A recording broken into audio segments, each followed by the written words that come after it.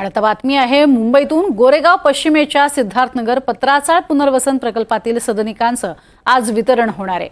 R9 भूखंडावरील पात्र अधिकृत सभासदांना आज सदनिकांचं वितरण होईल। SV रोडवरील सरदार वल्लभभाई सभागृहात या सोडतीचं आयोजन करण्यात आलंय।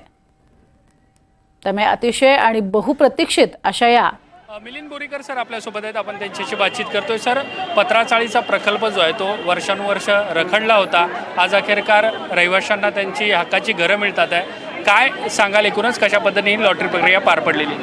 हे अनेक वर्ष रखडलेला प्रकल्प होता, परंतु 2018 मध्ये मग हा म्हाडानी प्रकल्प टेकओव्हर केला आणि शासनाच्या निर्णयाप्रमाणे आपण हे सर्व जे रिहॅब टेनामेंट्स आहे हे पूर्ण केले। त्यापैकी आता आपण आज 663 घरांची आज आपण संगणकीय प्रणालीद्वारा लॉटरी केलेली आहे। त्यासाठी बहुतांश उपस्थित होते। सर, काहीशा संमिश्र प्रतिक्रिया लोकांच्या पाहायला मिळतात, त्याविषयी काय सांगाल? संमिश्र प्रतिक्रिया येतात लॉटरी संदर्भात?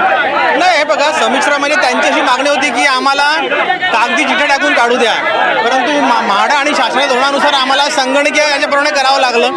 त्याच्यामध्ये काही लोकांची नाराजी आहे। मॅनेजिंग कमिटीच्या काही लोकांना इच्छा होती की त्यांना मॅन्युअली करावं, पण आम्ही म्हाडाच्या संगणकीय प्रणालीनुसार केले आहे।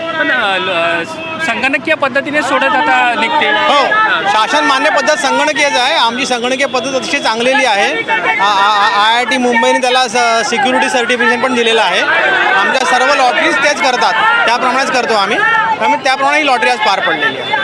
काही लोकांचं म्हणणं आहे की काम अर्धवट आहे, त्यामुळे नाही, आता थोडंसं जे इन्फ्रास्ट्रक्चरचं काम आहे ते सुरू आहे, त्याच्यामुळे आपण त्यांना आज फक्त त्यांना अंतर्गत कामं करण्यासाठी आपण त्याला ताबा देणार आहोत। कारण का काही लोकांनी माझ्याकडे मागणी केली होती की आम्हाला काही अंतर्गत कोणाला किचन तयार करायचं आहे, कोणाला काही